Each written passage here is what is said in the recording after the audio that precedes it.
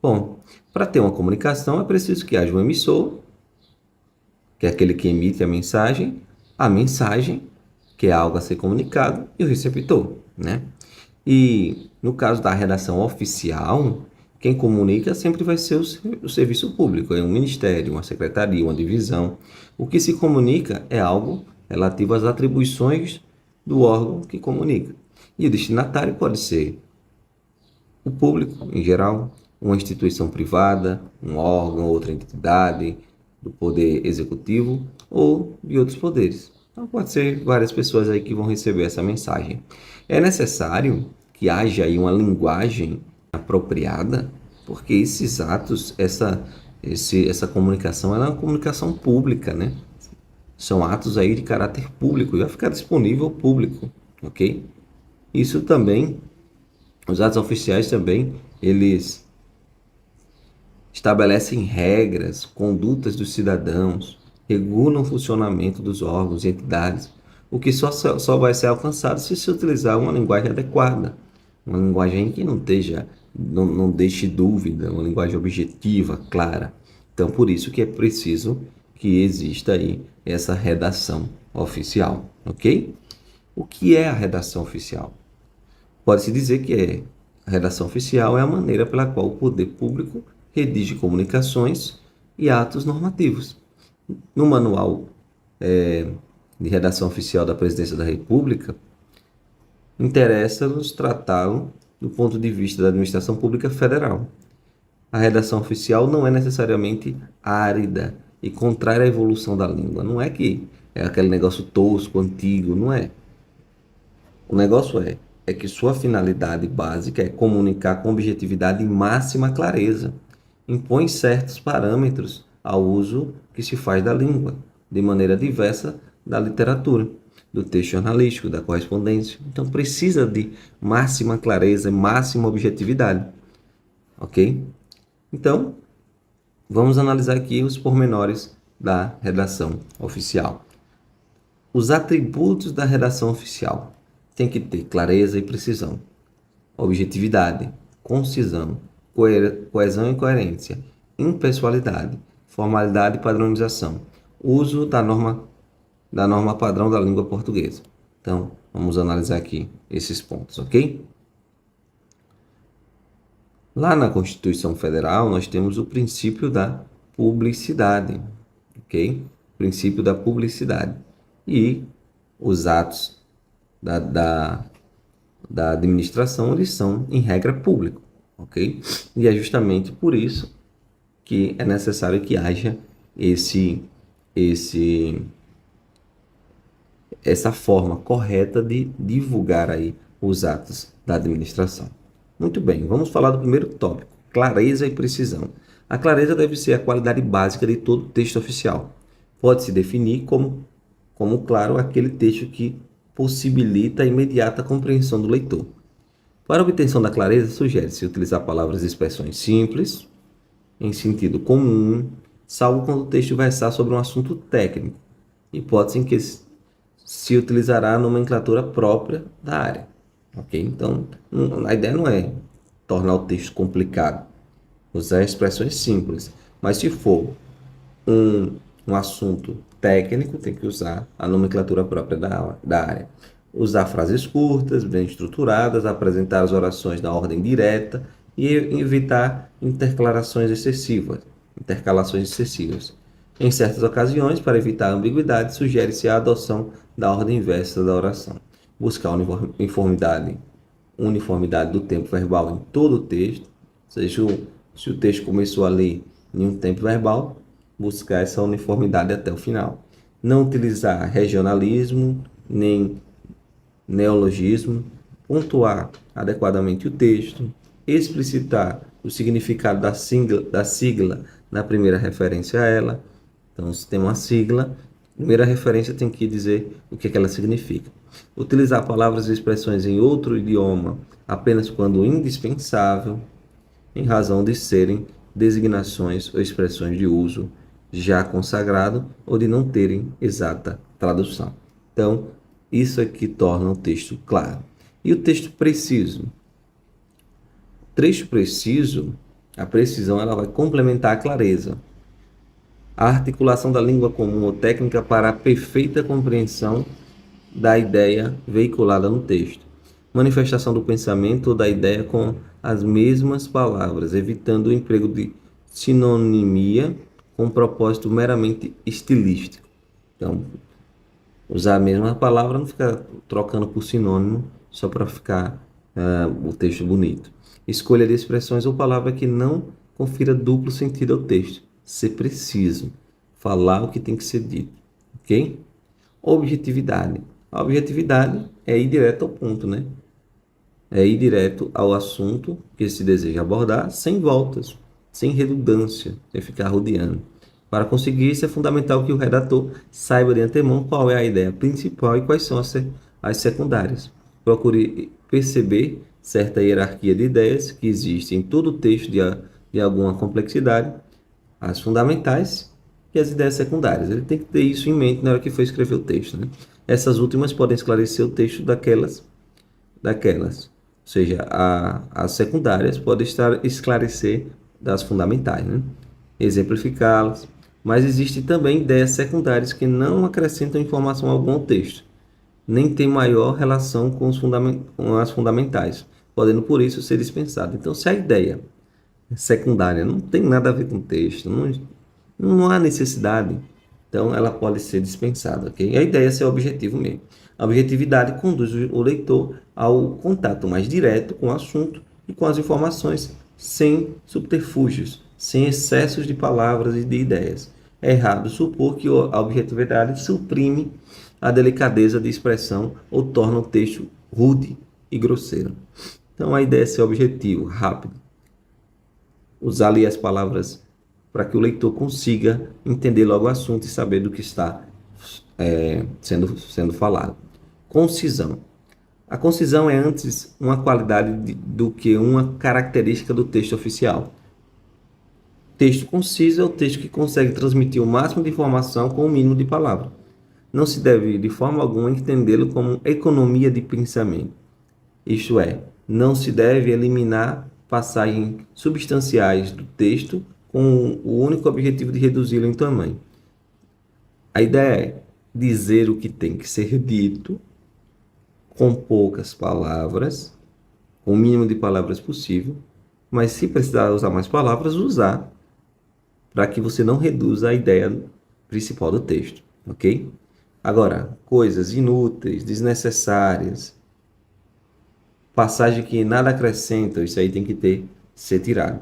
Detalhes irrelevantes são dispensáveis. O texto deve evitar caracterizações e comentários supérfluos, adjetivos e advérbios inúteis, subordinação excessiva. Então, aí é um texto conciso. Coesão e coerência.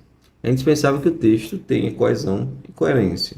Tais atributos favorecem a conexão, a ligação, a harmonia entre os elementos do texto. Percebe-se que o texto tem coesão e coerência quando se lê um texto e verifica que as palavras, as frases, os parágrafos estão entrelaçados, dando continuidade uns aos outros. Então, o negócio tem lógica, segue uma linha de raciocínio, né? Okay? Alguns mecanismos que estabelecem a coesão e a coerência de um texto são referência, substituição, elipse, uso de conjunção.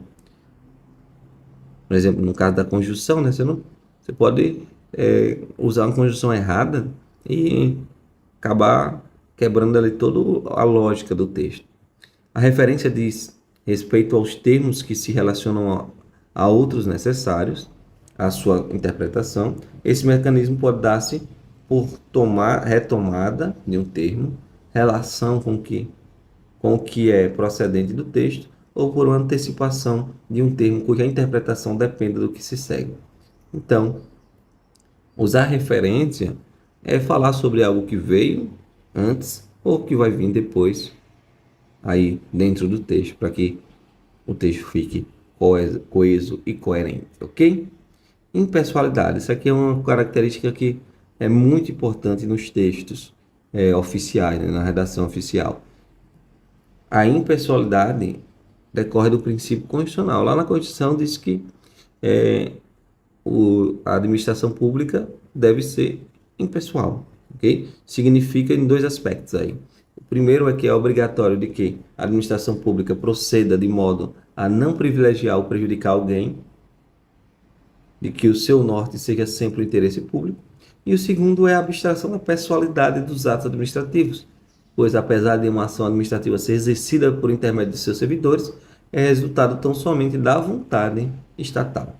Entendeu? Então a ideia da administração da impessoalidade, do princípio da impessoalidade, é que ninguém venha se destacar em relação à administração, porque quem está fazendo ali é poder do Estado, não é o servidor. Ah, o servidor tal é não sei o que, não. Aí é a administração pública, ok? E outra ideia é não prejudicar ou privilegiar alguém só porque ela é uma pessoa ali diferente. Então tem que ser algo impessoal.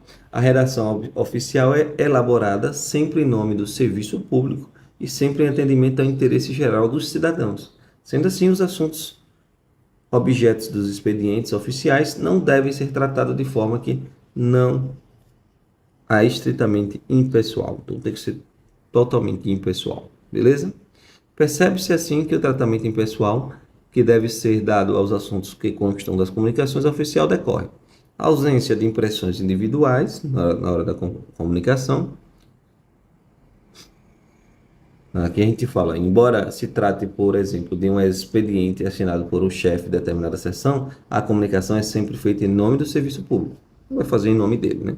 Da impessoalidade de quem recebe a comunicação, ela pode ser dirigida a um cidadão, sempre concebido como público, ou a uma instituição privada, ou ao órgão, ou à entidade pública. Em todos os casos, temos um destinatário concebido de forma homogênea e impessoal e do caráter impessoal do próprio assunto. Se o universo temático da comunicação oficiais se restringe às questões que dizem respeito ao interesse público, é natural não caber aí qualquer tom particular ou pessoal. Então, a escrita ali, não vou usar ali eu, não sei o que, não. Ok? A formalidade e a padronização. As comunicações têm que ter uma forma, né? Sempre tem que ser uma padronização ali formal, ok? As comunicações ali têm uma forma e um padrão a ser seguido, ok? Certas regras que devem ser obedecidas. Isso é válido tanto para as comunicações feitas em meios eletrônicos, por meio de e-mail, documentos e tal, quanto também para os eventuais documentos impressos. Tudo tem que ter uma forma ali, uma formalidade, uma padronização. É imperativo ainda certa formalidade de tratamento. Não se trata somente do correto emprego deste ou daquele pronome de tratamento para uma autoridade de certo nível.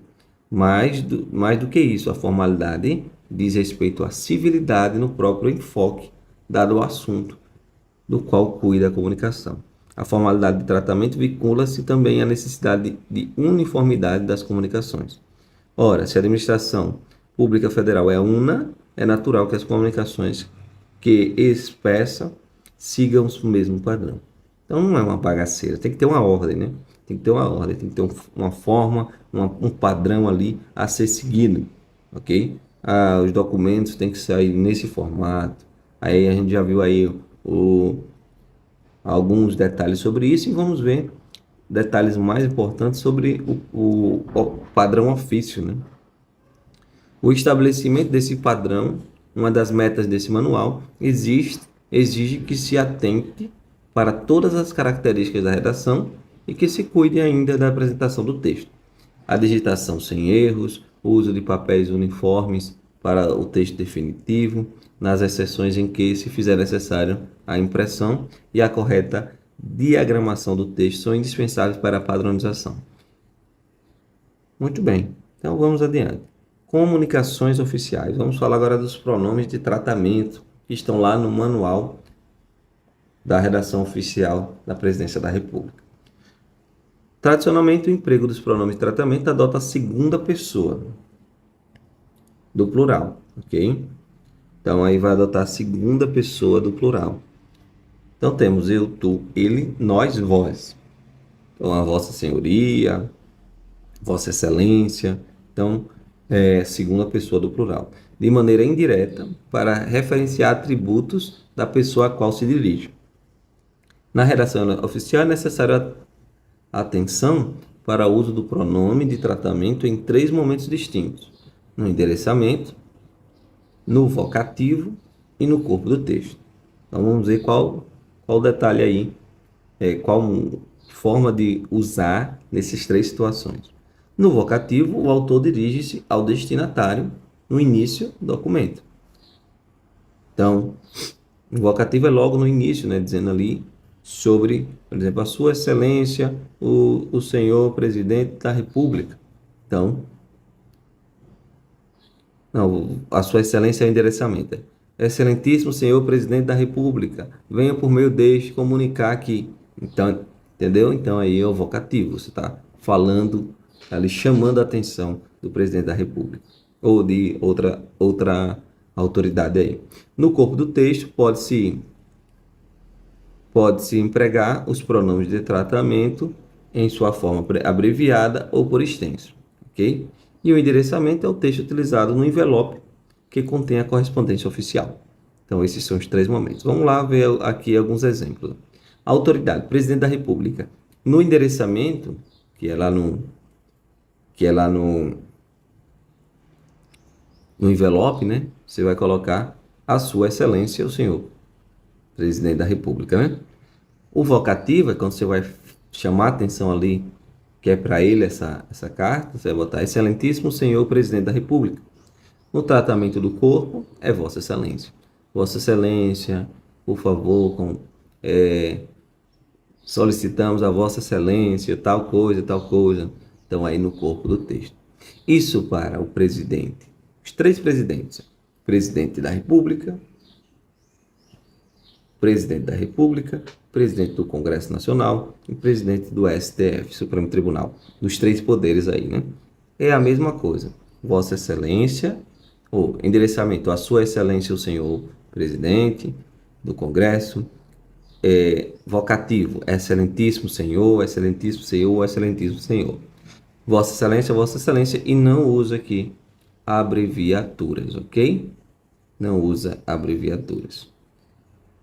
Agora, presidente, vice-presidente da República.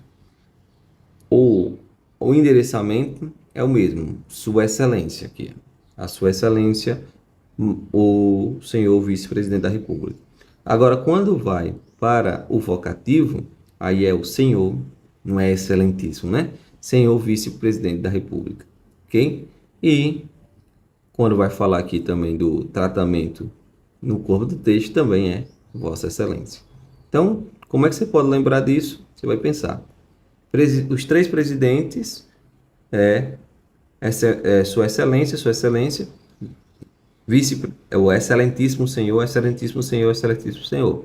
Quando chega no vice-presidente, aí tira de Excelentíssimo e passa a ser Senhor Vice-Presidente, beleza? Ministro do Estado, que está ali abaixo do presidente também é Sua Excelência, né? No endereçamento, e é Senhor Ministro, beleza? Vossa Excelência também quando está falando ali no corpo do texto. Secretários, mesma coisa. A Sua Excelência e o Senhor Secretário. Temos outros, né? Embaixador, oficial, senador, ministro do Tribunal de Contas. E veja que todos aqui, ó, sem exceção, são Sua Excelência no endereçamento. Então aqui é mais fácil de você identificar. E todos, com exceção dos militares aqui, ó, dos militares,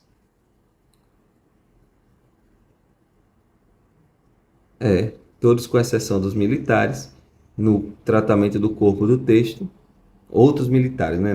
Não é o general, não, é outros militares. Com exceção deles, vão ser aí Vossa Senhoria, beleza? Aí, tente... eu sei que é chato lembrar isso, porque são coisas que a gente não vai...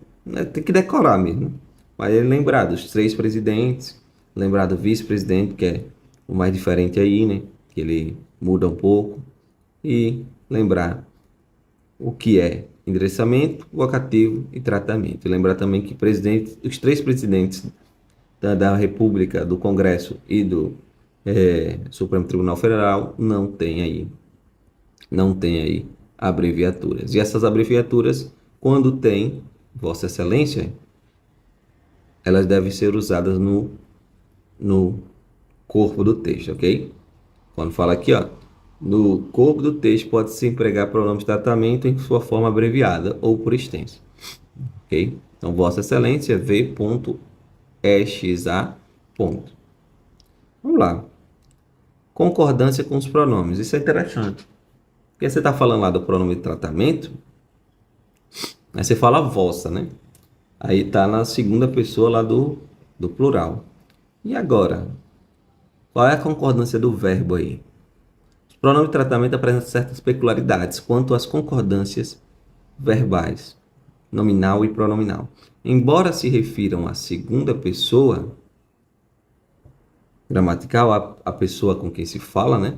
Levam à concordância da terceira pessoa. Ou seja, quando nós vemos aqui, Vossa Senhoria designará.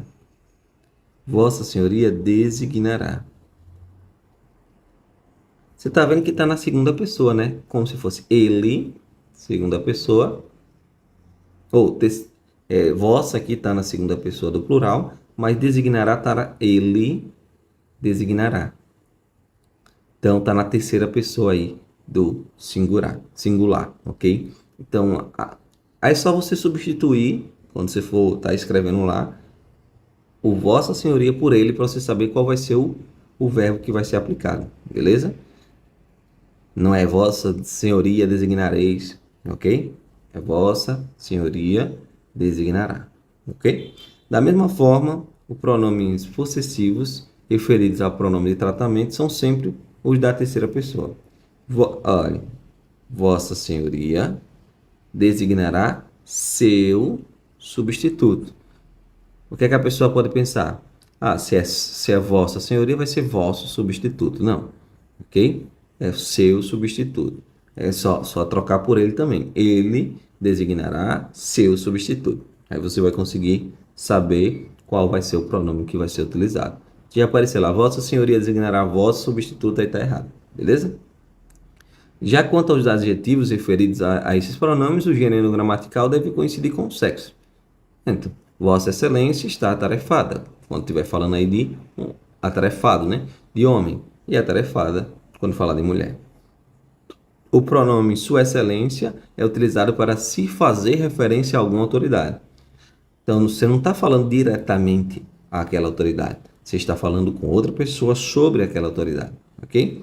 A Sua Excelência, o ministro de Estado, chefe da Casa Civil. Ok? Então, aqui é um exemplo de endereçamento.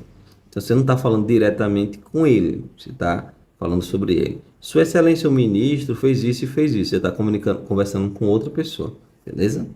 Agora, se eu estiver falando com ele, é Vossa Excelência. Cargos interinos e substitutos. Então, no caso de ter um cargo interino, um cargo de substituto, você vai ter que colocar lá no documento, ok? Escrito. Na identificação de signatário, depois do nome do cargo, é possível utilizar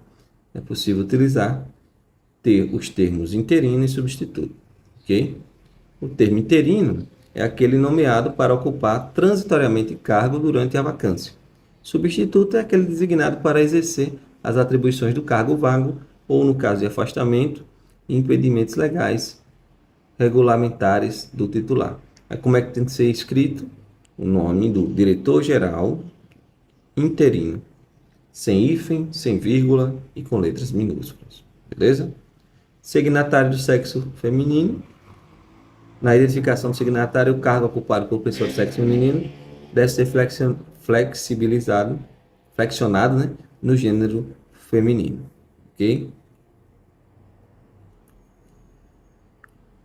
Eu acho que aqui houve um equívoco. Que é diretora-geral. Isso aqui saiu equivocado. Então, quando o cargo é diretora-geral, você vai botar lá diretora-geral, coordenadora. Beleza? Em comunicações oficiais é abolido o uso do digníssimo, ilustríssimo, isso aí não se utiliza mais, e evita-se o uso de doutor indiscriminadamente. O tratamento por meio do senhor confere a formalidade desejada, ok? Então, doutor você não vai usar indiscriminadamente. A ideia é utilizar aí quando o cara fez realmente doutorado, ok? O padrão ofício, lembre que a gente falou lá no primeiro vídeo sobre esse assunto, que o ofício ele veio para substituir aí os termos memorando, ofício e aviso. Os três tinham a mesma forma, o que mudava era a forma, mas a forma era igual, semelhante, só que o que diferenciava era justamente o objetivo. Só isso. Então agora ficou padronizado. Tanto o aviso como o ofício como o memorando se tornam só ofício, ok? Vai ser aí usado como ofício. Nesta nova edição foi abolida aquela distinção e passou-se a utilizar o termo ofício nas três situações. Em razão do seu caráter público e de sua finalidade, os atos normativos e expedientes oficiais requerem o padrão culto do idioma, que acata os preceitos da gramática formal e emprega um léxico compartilhado pelo conjunto dos usuários da língua. O uso do padrão culto é, portanto, imprescindível na redação oficial por estar acima das diferenças lexicais, formológicas ou sintáticas, regionais, etc. Então, a língua culta é contra a pobreza de expressão e não contra a sua simplicidade. Aqui são algumas recomendações, né? O uso do padrão culto não significa empregar a língua de modo rebuscado ou utilizar figuras de linguagem própria do estilo literário, e a consulta ao dicionário e a gramática é imperativa na redação de um bom texto. Então, essas são as recomendações. Tem a estrutura aí, o cabeçalho, o brasão, que tiver a estrutura aqui, ó, embaixo, brasão da Presidência da República, de Armas da República, o nome do órgão, o nome do órgão secundário. Então tem aqui o brasão, nome, secretário, tal. Identificação do expediente, ou seja, você vai colocar lá o nome do documento, a indicação do número e a informação e aqui alinhado à margem esquerda. Então, ofício, número, tal, 2018, tal, ok? Então, nome do documento, indicação da numeração, porque cada ofício aí vai ter uma numeração, informações do documento. Local e data, tem que botar ali, né? Composição, local e data do documento, informação do local. Não se deve utilizar a sigla da unidade da federação depois do nome da cidade, ok? Dia do mês, em numeração ordinal, se for o primeiro dia do mês, e em numeração cardinal para os demais dias do mês. Não se deve utilizar 0 à esquerda do número que indica o dia do mês, ok? Nome do mês deve ser escrito com inicial minúsculo. E a pontuação coloca-se ao final e depois da data. E o alinhamento aí do texto à margem direita. Como está aqui, é Brasília, 2 de fevereiro de 2018. Ok? Brasília, 2 de fevereiro de 2018. Beleza? Aqui não se deve utilizar ali Brasília DF, né? Depois do nome da cidade. Só Brasília e tchau. O endereçamento, né, é a parte do documento que informa quem receberá o expediente. Nele deverão constar as seguintes informações: o vocativo, que é usar ali o pronome de tratamento correto, o nome, né, do destinatário, o cargo, o endereço. Na primeira linha, a informação da localidade dos destinatários, ou do caso de ofício, ao mesmo órgão, informação do setor. E segunda linha, o CEP e a unidade da federação, separados por espaços simples. Alguns detalhes aqui eu não creio que o edital ou a banca possa cobrar, mas a gente está vendo aqui para a gente ter o conhecimento, né? Na separação entre cidade e unidade de federação, pode ser substituída a barra pelo ponto ou travessão. Então, entre cidade, por exemplo, Aracaju, Sergipe, você vai substituir a barra pelo ponto de travessão.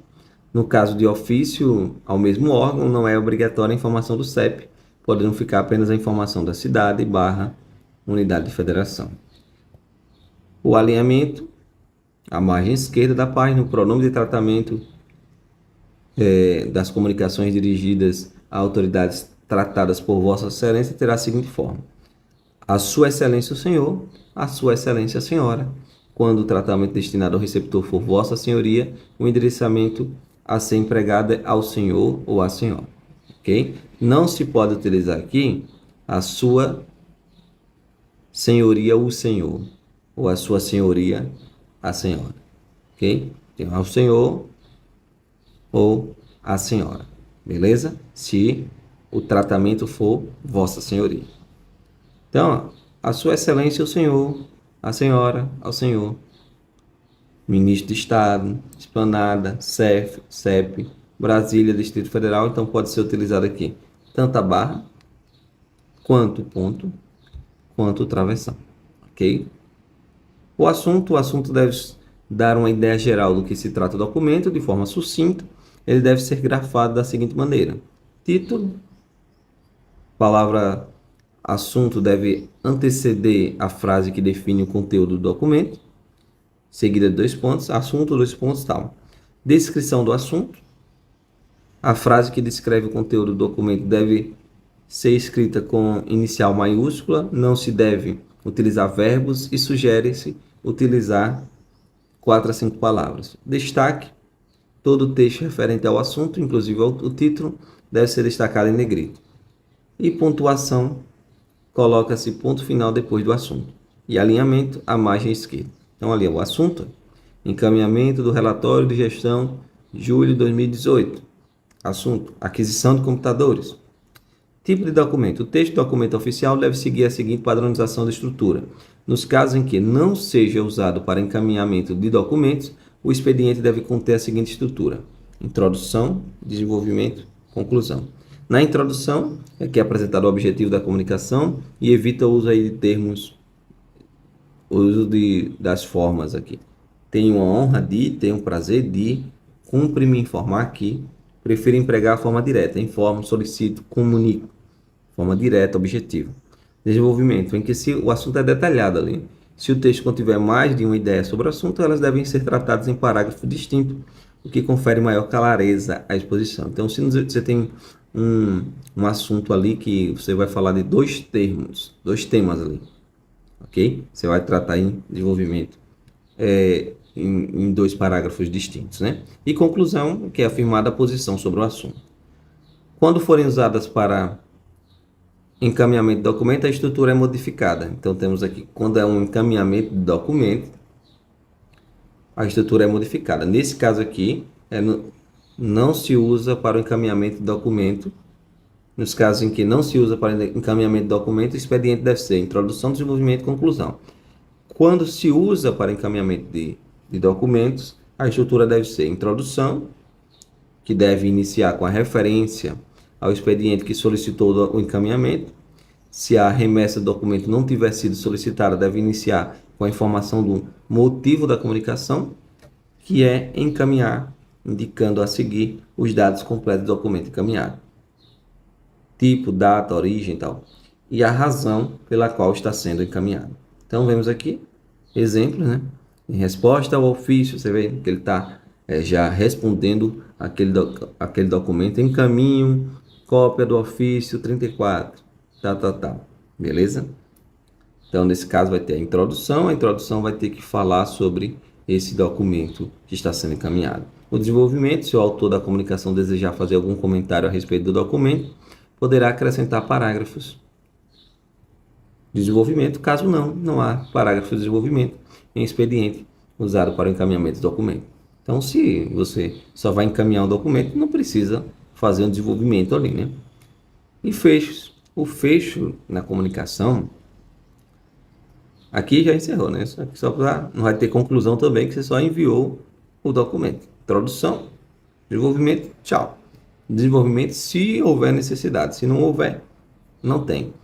Para o encaminhamento. Se não for para o encaminhamento de documentos, aí tem que ter introdução, desenvolvimento e conclusão. Ok? Fechos para a comunicação. O fecho é como você encerra a comunicação, né? O fecho das comunicações oficiais, objetivo, além da finalidade óbvia de arrematar o texto, saudar o destinatário, Os modelos para o fecho anteriormente utilizados foram regulados pela portaria tal, que estabelece 15 padrões. Com o objetivo de simplificá-los e uniformizá-los, este manual estabelece o emprego somente de 2 fechos, 2 só, que é para autoridades de mesma hierarquia, ou de hierarquia superior, inclusive o presidente da República, respeitosamente. Então vai se usar lá no feito. Você fez lá o documento, fala respeitosamente e seu nome ali, ok? Respeitosamente, se for uma autoridade de hierarquia superior. Para de mesma hierarquia e hierarquia inferior, atenciosamente, ok?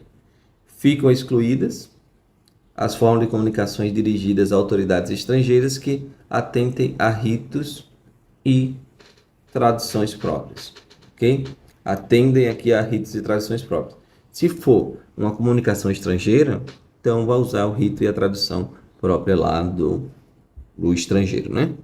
Identificação do signatário, excluídas as comunicações assinadas pelo presidente da República, excluídas.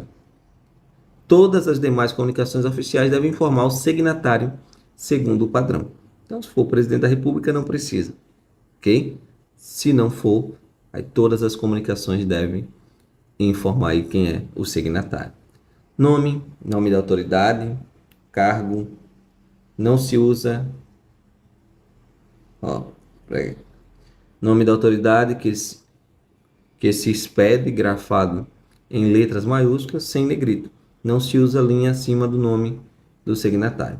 Então, preste atenção. Quem está encaminhando, se for o presidente da República, não precisa aí dizer, informar, né? Ali informar o signatário, se for o presidente da República. Se for outra pessoa, aí tem que ter o nome, o cargo, que é a autoridade que expede documento redigido apenas com iniciais maiúsculas, as preposições que ligam as palavras do cargo devem ser grafadas em minúsculo, e o alinhamento ali, a identificação do signatário deve ser centralizada na página para evitar equívocos. Isso aqui é interessante. Para evitar equívocos, recomenda-se não deixar a assinatura em página isolada do expediente. Transfira para essa página ao menos a última frase anterior do fecho. Então, é interessante não deixar a assinatura solta, né, em uma página só, porque senão pode gerar aí equívocos, pode gerar aí, evita nesse caso equívocos, né, porque você vai ver ali a página solta com assinatura. O que é que isso significa? Ninguém vai saber, beleza? Então tem que transferir aí a página, a última frase antes do fecho, onde você diz respeitosamente, para a página seguinte, ok? Numeração da página. A numeração das páginas é obrigatória apenas a partir da segunda página da comunicação, que é um detalhe. Tipos de documentos aqui, ó. Variação dos documentos oficiais. Os documentos oficiais podem ser identificados de acordo com algumas possíveis variações. Nome do expediente, no caso vai ser ofício, né? Mas circular. Quando um órgão envia o expediente para mais de um órgão receptor. Então, se um órgão envia para mais de um órgão receptor, o nome vai ser circular. Ofício circular, ok? A sigla na epígrafe será apenas do órgão remetente. Se for um ofício conjunto, quando mais de um órgão envia isso aqui cai muito, viu? Conjuntamente o mesmo expediente para um único receptor. As siglas dos órgãos remetentes constarão na epígrafe. Ou seja, um órgão envia conjuntamente o mesmo expediente para mais de um órgão, é ofício circular. Ofício conjunto é quando mais de um órgão envia conjuntamente o mesmo expediente para um único órgão receptor, ok? E é aquele que envia, que vai colocar ali o seu, a sigla, né? O nome, agora, quando nós temos conjunto circular, ofício conjunto circular, quando mais de um órgão envia documento conjuntamente o mesmo expediente para mais de um órgão receptor. Aí vai ser, e as siglas dos órgãos remetentes constarão na epígrafe. Então, temos aqui, ofício circular, quando um órgão envia o mesmo expediente para mais de um órgão receptor. Quando mais de um órgão envia o mesmo expediente para um órgão receptor, aí é o ofício conjunto. E quando um órgão ou vários órgãos enviam o mesmo expediente para vários órgãos receptores, aí vai ser ofício conjunto circular. Ok? Nos expedientes circulares, por haver mais de um receptor, o órgão remetente poderá inserir no rodapé as siglas dos nomes que receberão o expediente. Beleza? Exposição de motivo, definição e finalidade.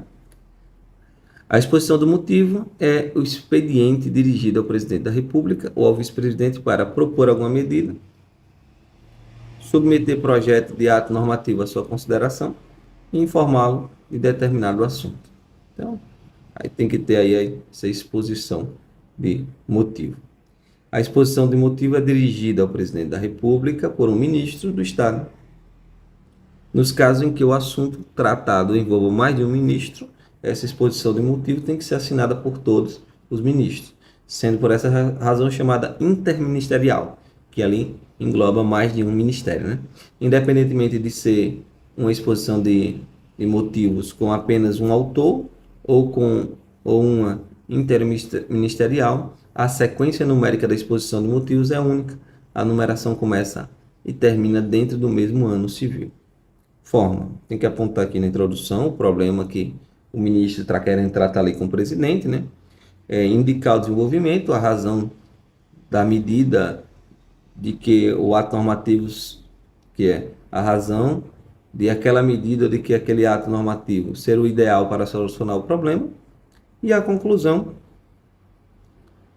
novamente propor a medida a ser tomada ou o ato normativo ser editado para solucionar o problema. Então, quando o ministro solicita ali, faz uma exposição de motivos para o presidente da República, a ideia é mostrar ali qual é o problema, dar a solução do problema e, na conclusão, explicar por que aquela solução ela é a mais interessante. Agora, um assunto que deve cair bastante, que é o correio eletrônico, que é o e-mail, né? Algo que cai realmente bastante, porque é hoje o meio de comunicação que mais se utiliza. A utilização do e-mail para a comunicação tornou-se prática comum, não é só no âmbito privado, mas também na administração pública. O termo e-mail pode ser empregado em 3 sentidos. Dependendo do contexto, pode significar o gênero textual, o endereço eletrônico ou o sistema de transmissão de mensagem eletrônica. Como gênero textual, o e-mail pode ser considerado um documento oficial, assim como um ofício. Portanto, deve-se evitar o uso de linguagem incompatível com a comunicação oficial. Então, se você está escrevendo um e-mail,